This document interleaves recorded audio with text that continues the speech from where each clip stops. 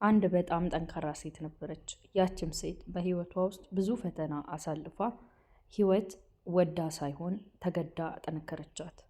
ከዕለታት አንድ ቀን ግን ባላሰበችው መንገድ ከአንድ ልጅ ፍቅር ይዛታል። ያም ፍቅር የያዛት ልጅ እንደው ለስም እንጂ እሱ ለእሷ ምንም አይነት ስሜት አልነበረውም። ራሷን የምትወድ፣ ራሷን የምታከብር፣ ራሷን የምትንከባከብ ብርቱ ሴት ነበረች። እሱም ማሰብ ከጀመረች በኋላ ስለ ራሷ፣ ስለ ስራዋ፣ ስለምንም ግድ የማይሰጣት ሴት ሆና ተገኘች። አንዳንድ ጊዜ ብቻዋን ቁጭ ትልና ታዝናለች፣ ትቆዝማለች። እስከ መች ነው ብላም ታስባለች። ጓደኞቿንም ታማክራለች። ጓደኞቿም ተይ ወደ ነበርሽበት ወደ ድሮ ማንነትሽ ተመለሽ አሏት። እሷ ግን ምንም ልትሰማ አልቻለችም።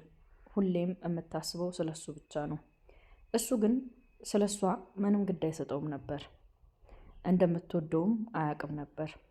ሁሌ በአጠገቡ ስትሄድ ትደነባበራለች። ምን እንደምታረግ ሁላ አይገባትም። ግን ምን ያደርጋል፣ ከጊዜ በኋላ እንደምትወደው እንደምታፈቅረው ብትነግረውም እሱ ግን ለእሷ ምንም አይነት ስሜት እንደሌለው ሊነግራት ሞከረ።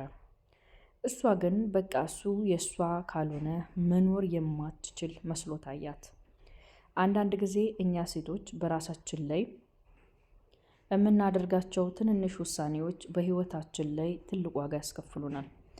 እናም እስከዛሬ ስትኖር የነበረው ከሱ ውጭ እንደሆነ ረስታ ህይወቷን በሱ እጅ አደረገችው።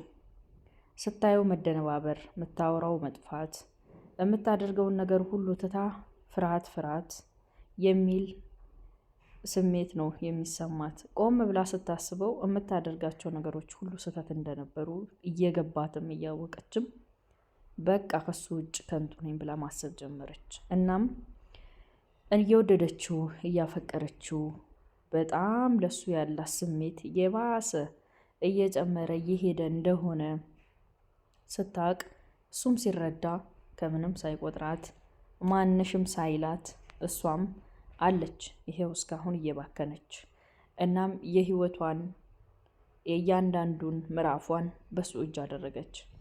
ከዕለታት አንድ ቀን ግን ልታወራው ወሰነች። ቁጭም አደረገችው። ስትነግረውም የሚወዳት የሚያፈቅራት ሴት እንዳለችና ከእሷ ጋር መኖር እንደማይፈልግ ነገራት። ከኔ ጋር አብረሃኝ ኑር እያልኩ ሳይሆን ቢያንስ ኖርማል ጓደኛዬን እንኳን ሁን አለችው። እሱ ግን እንደማይፈልግ ነገራት። የሚያፈቅራትን ሴት ፎቶ አሳያት፣ ተሰማት።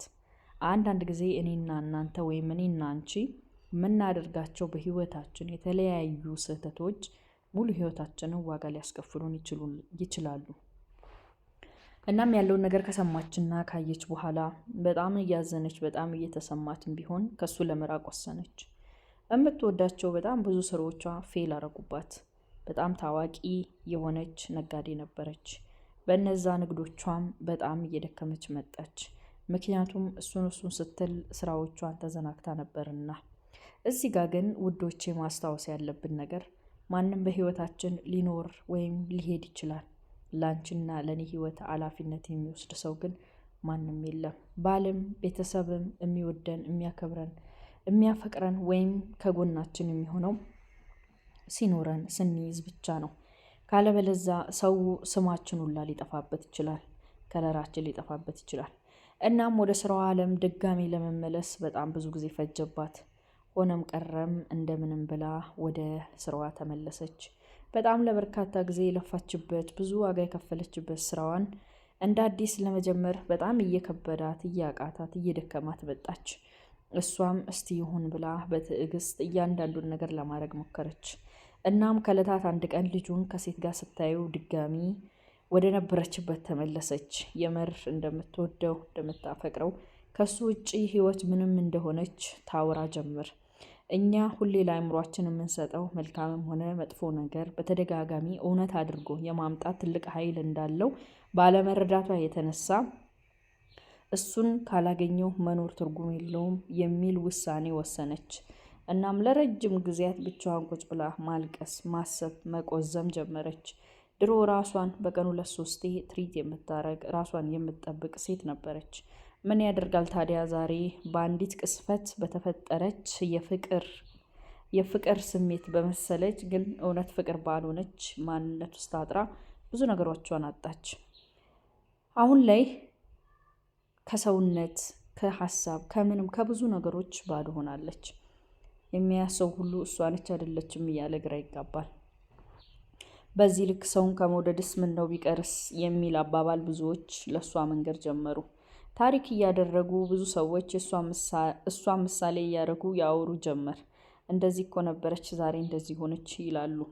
ያንን ስትሰማ ይሰማታል፣ በጣምም ታዝናለች።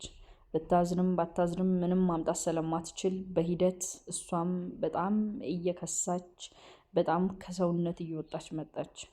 ከዛም ከዕለታት አንድ ቀን ወንድሟ በአካል አይቷት የማያውቀው በአካል ሲያገኛት ደነገጠ። ፎቶ ላይ ያለችው ሌላ በአካል የተገኘችው ሌላ ሆና ተገኘች። ወንድምየውን በጣም አዘነ። ምን ሆነሽ ነው አላት። ታሪኩን በሙሉ አጫወተችው። ታዲያ ለምንድን ነው እንዲህ ሲሆንሽው ብሎ አላት። እኛ ወንዶች ስትከተይን አንወድም፣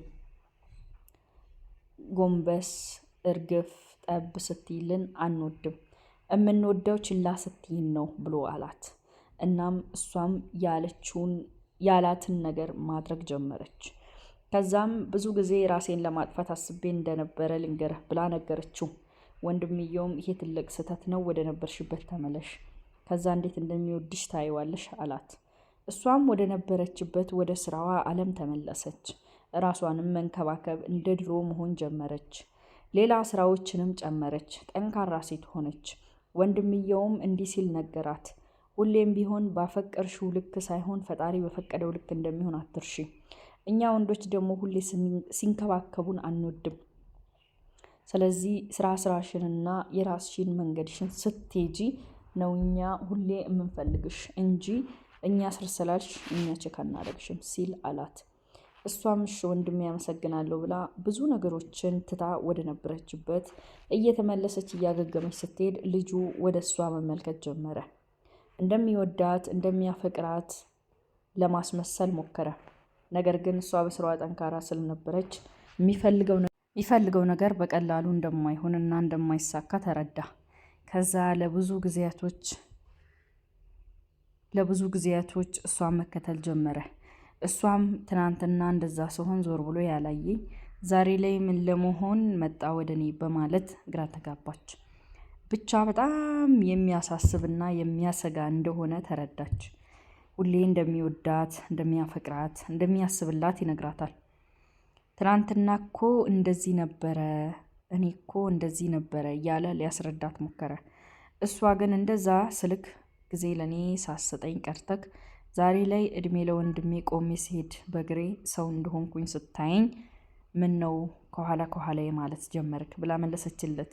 ያቺ ፍቅረኛ ክስ ደግሞ የት ሄደች? ፍቅረኛ ያለኝ ብለኸኝ አልነበር ስትልም መለሰችለት።